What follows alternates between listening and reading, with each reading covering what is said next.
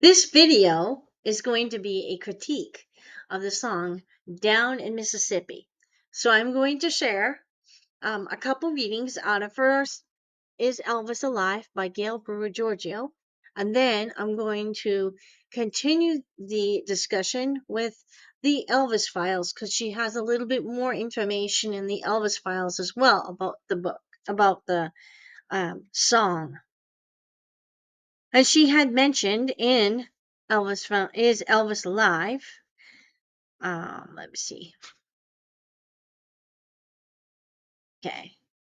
She said in August of 1987, she received a phone call regarding a 45 RPM record released by Prestige Productions in Birmingham, Alabama, called Down in Mississippi, sung by a singer named Steve Silver. Civil?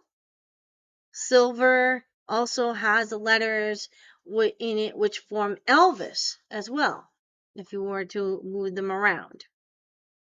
The voice on the record sounds like Elvis Presley.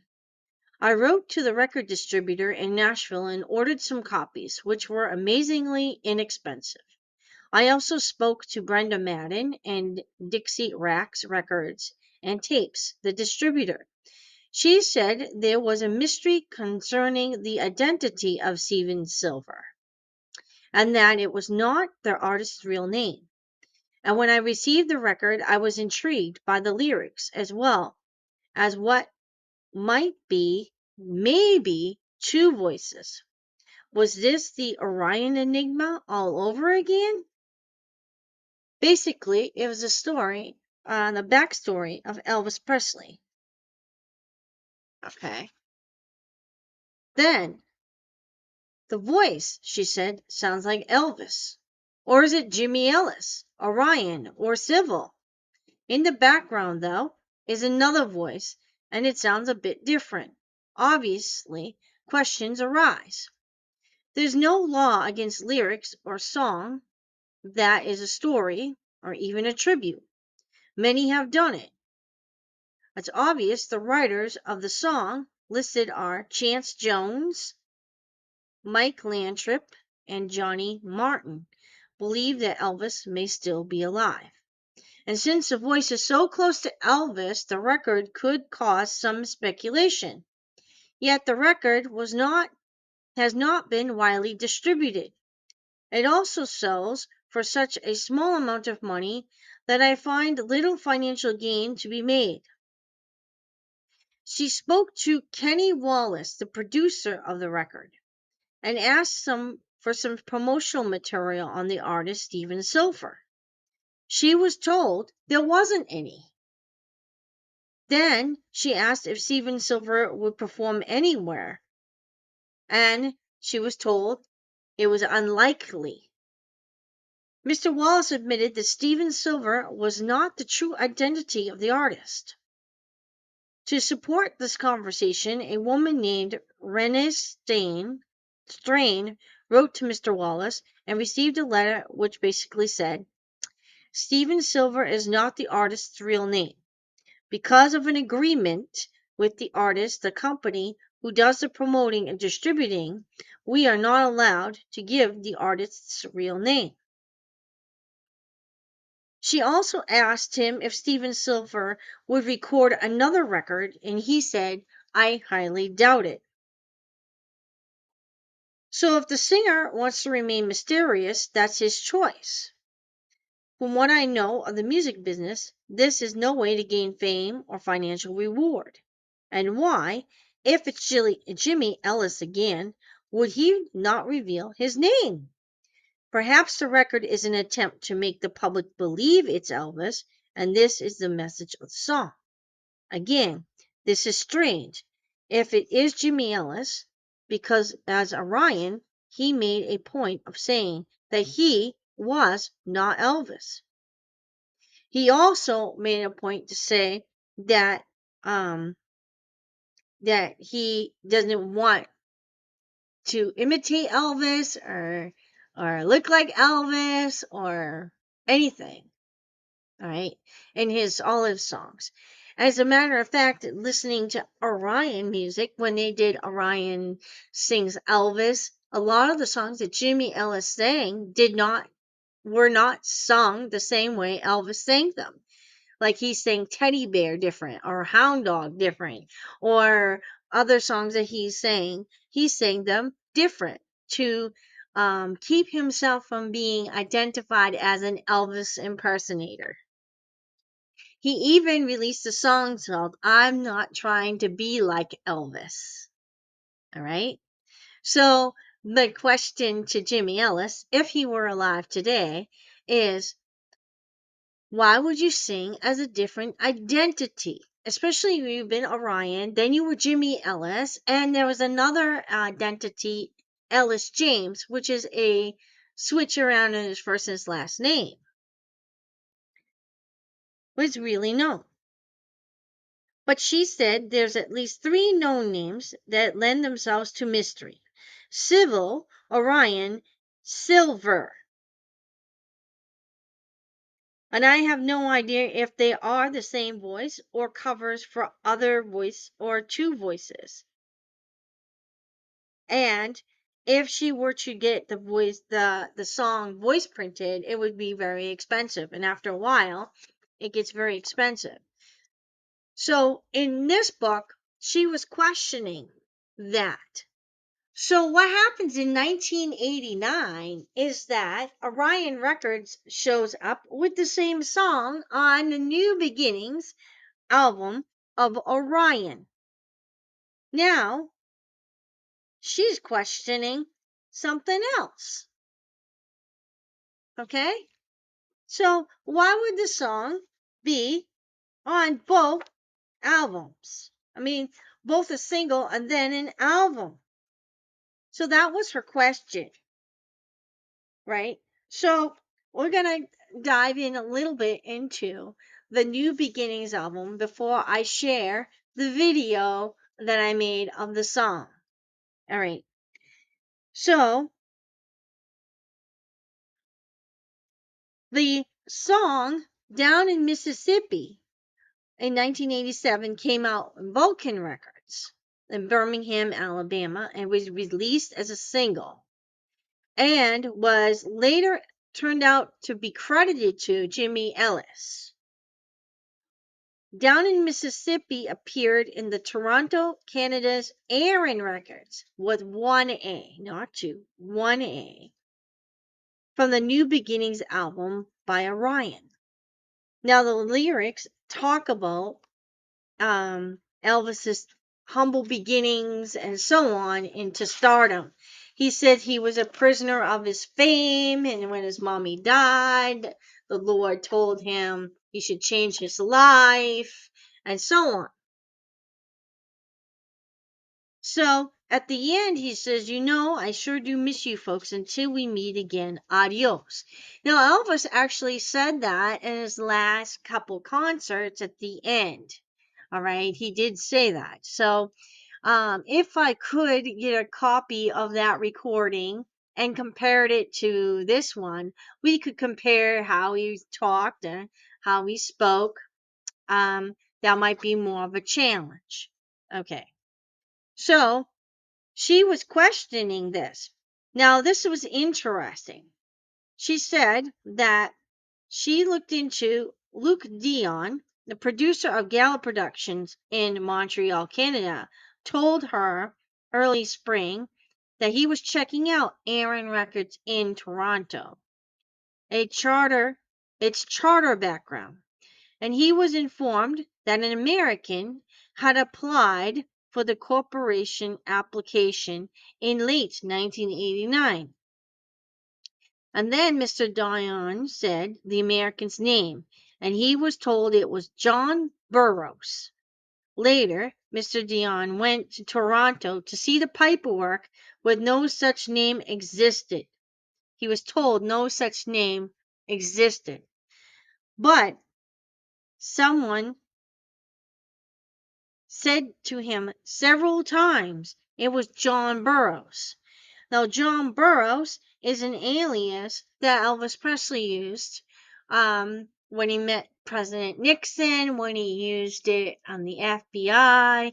He used it quite often after 1977. In Elvis is Alive, she had also mentioned that Elvis Presley's license agent in Japan was called Orion Press. So he owned some investments in different companies, and a lot of them had Orion linked to it, or Boxcar Productions or TCB Productions. A lot of those different ones, and we will cover his movies another day, or movie involvement in another day. So it says that, what the problem is she thinks, and this is what she came to the conclusion, that since the Orion we had discussed in a couple videos and live, that there were two Orions. One was Jimmy Ellis. He was the front man. He was the guy pictured in all the albums. He was the one touring. He was the one doing the press releases, the TV programs. The other one was behind the scenes. He did a lot of the songs on the albums, and sometimes he toured, but very limited. Or he would tour with Jimmy and give Jimmy a break and switch on the stage. Now, that has been what was telling us in Is Elvis Alive? Is a possibility if John Burroughs owned Aaron Records. Jimmy Ellis was asked to sing as Orion again. He had his mask back on, or sunglasses. Very easily could be the front man again, which he was. And they shared the album. Now I'm listening to the album and it sounds like they're pretty much even as far as number of songs maybe that were sung between Orion Elvis and Orion Jimmy. Now, I have figured out that if Gail Brewer Giorgio said that Silver is a version of Elvis. Also, we had done a Jimmy and Elvis comparison in a talking voice in a prior video. Now, the problem that I had to use was because of copyright, I can't use Elvis's actual voice on recordings. So I had to use Civil Norma's voice, which is Elvis's voice, talking, exact same voice. If you put them back next to each other, it sounds exactly the same. Okay, so Elvis is known to talk slower.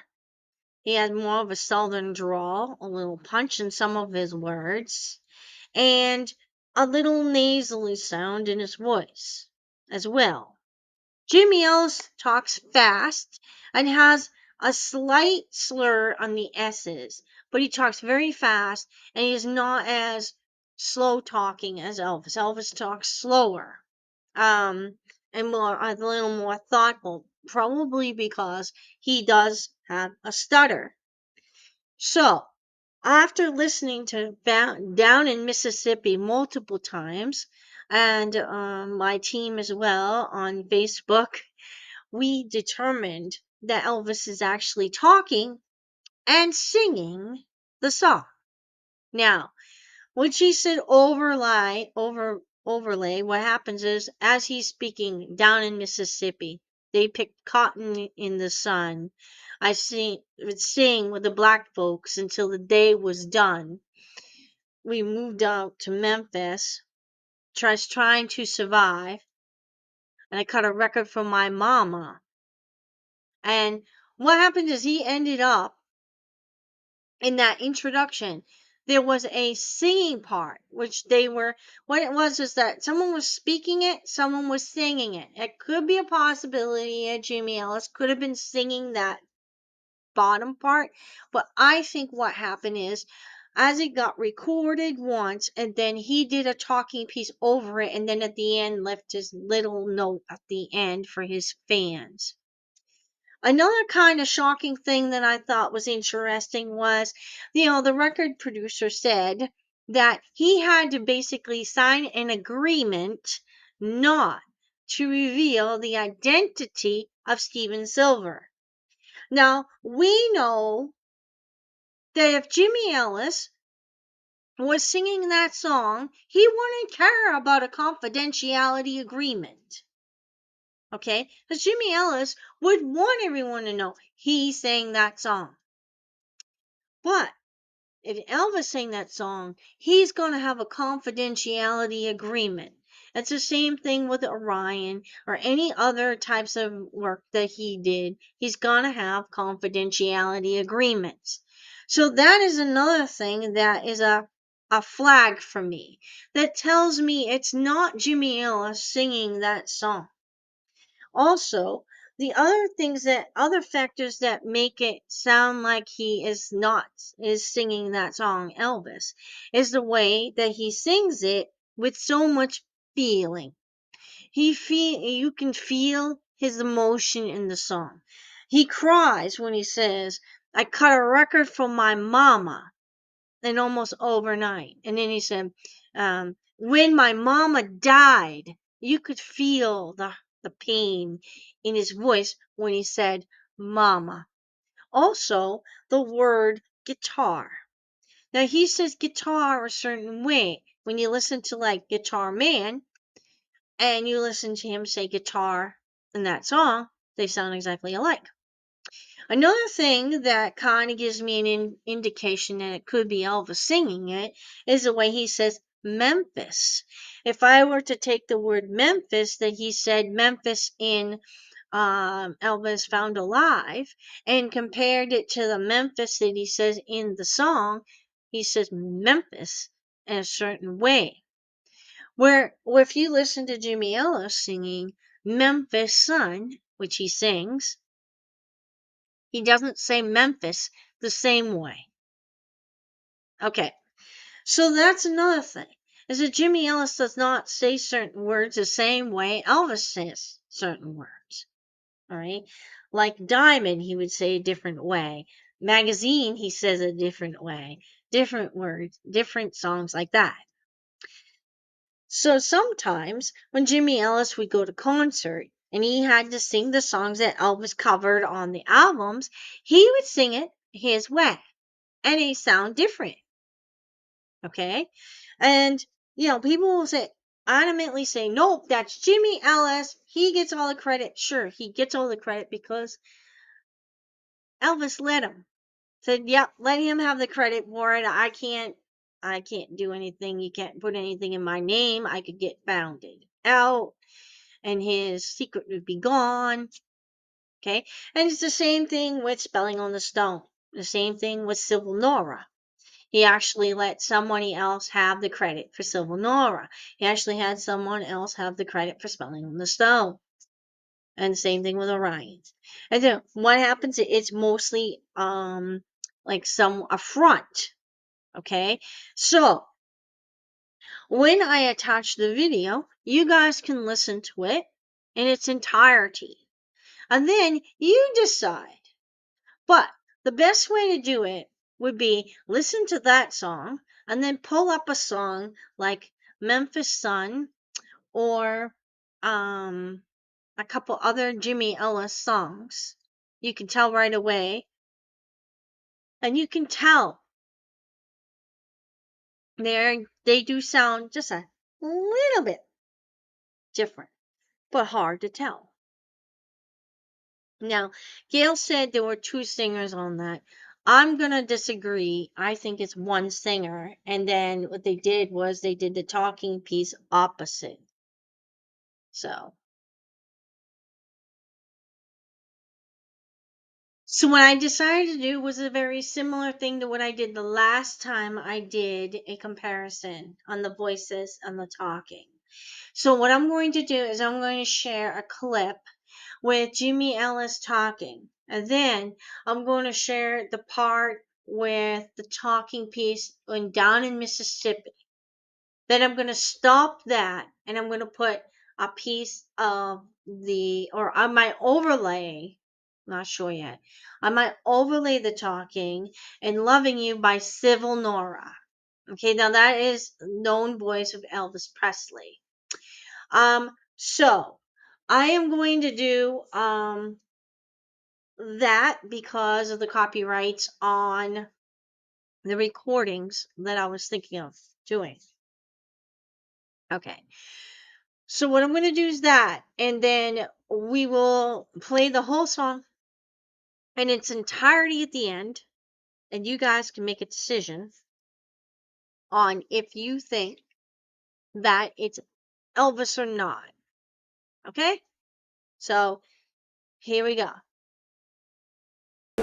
We're not going to play you because you sound similar to someone else. Johnny Rodriguez, the first time that I ever heard him, I thought he was Merle Haggard. And the first time that I ever heard Mickey Gilley, I thought he was Jerry Lee Lewis. And when I first heard Engelbert Humperdinck on Please Release Me, I thought it was Tom Jones. So, but and it's only a matter of time that you know, people.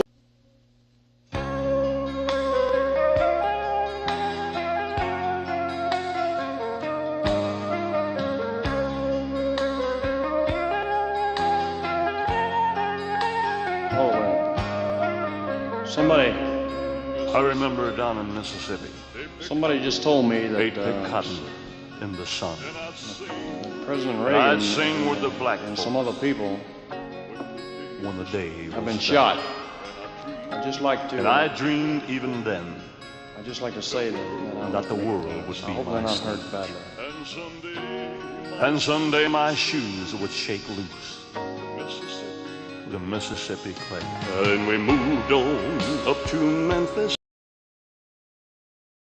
Okay, so the first part of the clip, I showed you a clip of Jimmy Ellis in an interview listening to his voice. Then what I did was I started the song down in Mississippi and I overlapped the talking of Civil Nora, who is Elvis's voice, and the voice on down in Mississippi. If you notice the spacing in the words, the timing of the talking, the slowness of the pronunciation of the words, the tone of the voice is much more similar than to Civil Nora than it is to Jimmy Ellis. That's where I feel that Elvis, who was determined to be Civil Nora, by Gail Brewer Giorgio and of course my hearing and a bunch of other people's hearing that we're don't forget Elvis was very good at acting and he can change his voice or pronunciation of his voice for acting, but the tone of his voice was not Jimmy's. And if you notice, Jimmy also had some type of lisp when he talks, like he has this the S, where Elvis is not as bad. He has a little bit one, but not as bad. Okay, so you could tell. I can tell. All right. So anyway, I'm going to finish this video with the song. You guys, if you find this information helpful, if you like this information, please subscribe to the channel, hit the notifications button for future videos like this, and to make them better. Because if I can somehow get enough people to monetize this channel, I could actually get better apps or better cameras or whatever I need to get this channel to even be better, or the videos to be even better. But for now, I said subscribe, hit the notifications button, like, share, and this video amongst the YouTube algorithm. And you guys have a good night and God bless you all. I'm going to finish this video with the rest of the song. Enjoy it, and I'll see you guys another time. Bye. Would shake loose the Mississippi clay. And we moved on up to Memphis, just trying to survive. I cut a record for my mama, and almost overnight the colonel signed me up. I was living out my dream. My mama was so proud when you called me the the king. Down in Mississippi, I play my guitar, sing my rock and roll songs, and dream I'd be a star. I went from down in Mississippi to Nashville, Tennessee, but my shoes never should lose the Mississippi clay.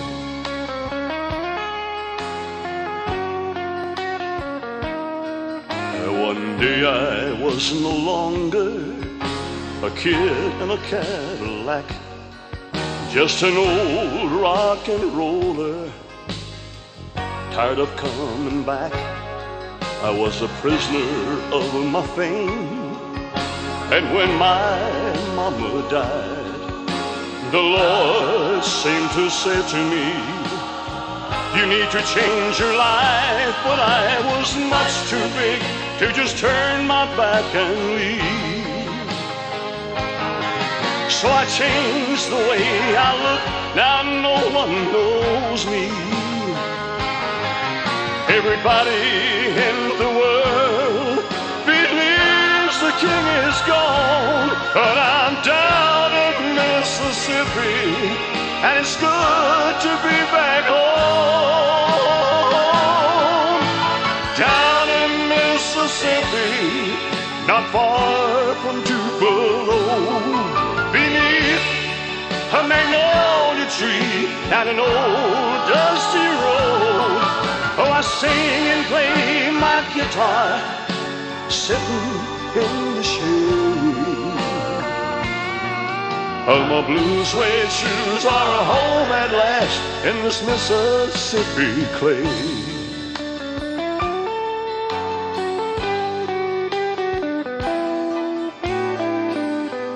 You know I sure do miss you folks. Until we meet again. Adios.